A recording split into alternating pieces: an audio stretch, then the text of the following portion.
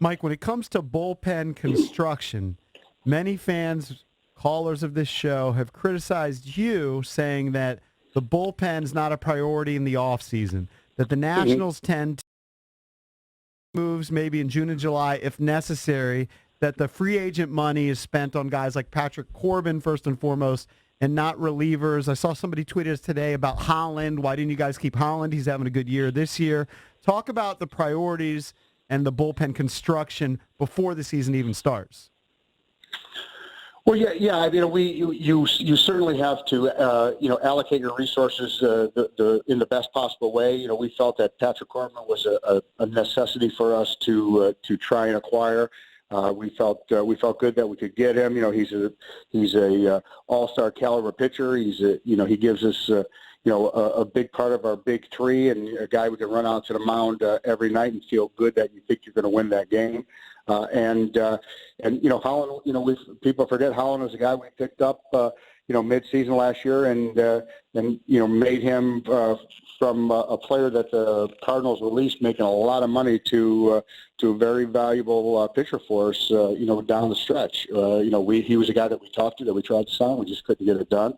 But we recognized the importance of the bullpen, and again, it's about asset allocation, and we felt that getting a starting pitcher like a Corbin that could pitch 200 innings for you was a priority for us. So that's kind of the way we allocated our resources in the off season. We feel really good about having Patrick here for the long haul, and I think he's going to be a huge asset he's a for us. stud. No question, he's a stud. I'm curious, though, about you say so with Holland, you made an offer, it just didn't work out. There's been a lot of talk this week about Anthony Rendon and his future. And I just don't know how it works as a fan, and maybe you can kind of fill us in. Are you the one that makes an offer? Do the learners give you parameters? Your analytics people saying this is the type of deal you should give him? How does it come about when you make that first offer to Scott Boras and to Anthony Rendon? Well, all those things come into play. We do an analyzation of what, where this thing should be. How does it fit into our payroll, long term? You have to plug those numbers in. And suffice to say that Anthony Rendon is a guy that we drafted, developed, signed, and watched turn into a star in front of our eyes. He's a guy that we would like to have long term. We're certainly going to be aggressive and try and make that happen, and hopefully it will. We have shown that we're not afraid to sign our own players. So we're not afraid to sign free agent players. We're not afraid to spend money on stars of the game, and I don't think Anthony Rendon will be any different. Mike, let me ask you, sticking with Rendon, a lot of the fans that we talk to every day, and we talk to them every single day, they're afraid that the same thing that happened with Harper is going to happen with Rendon, where you guys say publicly, yeah, we want to keep him, and Harper even said he was interested in staying, but the better offer to him anyway was in Philadelphia, and a lot of that was the deferred money stuff. So that's what fans think. The fans think that, look, we know that the learners and Rizzo want to keep Rendon, but if Rendon's going to get an offer where 20% of the money or 30% of the money is deferred, he's probably going to take a better offer where he gets all the money up front. Is that something that the fans should worry about? Well, we've made deferral deals. We've made straight up deals. We've made a lot of deals. We've made a lot of deals for a lot of money. We've never been afraid to pay our own players, and we've never been afraid to go outside and pay free agents. Some deals we've worked out have had deferrals in them. Some we've worked out have not had deferrals in them. And if there's a deal to be had, and both parties can come to an agreement, we want Rendon here, and we'd love to have him here. And but it also takes two to get a deal done. And we went out and got deals done with Scherzers and Strasburgs and a bunch of, you can go down the list of the free agent names that we have signed, and some had deferrals in them, some didn't, and some worked and some didn't. So we're aggressively trying to sign Anthony Rendon. We'd love to have him here as a national long term, and as far as the negotiation itself goes, I'm not going to comment on that, but we'd like to have him here. Fans here are crazy, Mike. I'll say that. I've never seen a town so desperate to tank. Like they want the Redskins to just lose, and they want I've never seen anything like it. And there are also fans that want to just wave the white flag with the Nats, and then like a guy literally called in yesterday and said, "Trade Max, trade him for prospects. It's not working." And I'm a fan. By the way, we laughed at that guy. I'm first and foremost, I'm a fan of the team, and that would just break my heart, right? It'd be hard to be a fan of the team if we just like our guttiest, gamiest player just so we could, build for the future and acquire some suspects. That just makes me crazy. But this town is kind of in that frame of mind. What is your approach to when it's time to wave the white flag and like try to acquire more prospects, that sort of thing?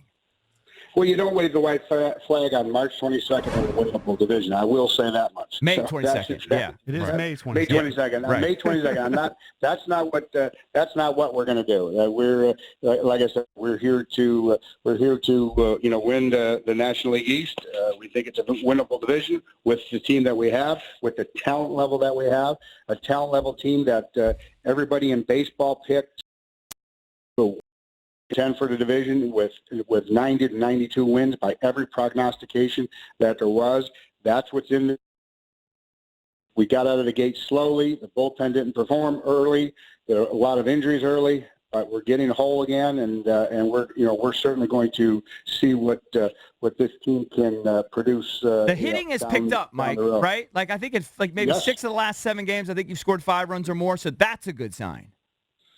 Well, yeah, when you get back your second and third and 4 and 5 hole hitters, it's a lot easier to score runs. We're still missing Matt Evans, which should be back in the ball club very, very soon, possibly today, if all goes well overnight with him. And Zim is not too far down the road, so that positionally will be fairly whole again, which is a good thing. And some of the back end of our rotation guys are getting closer to again. So that'll help our depth.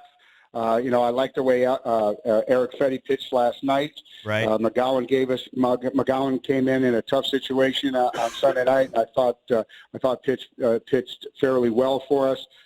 So like I said, May 22nd in a winnable division. We're certainly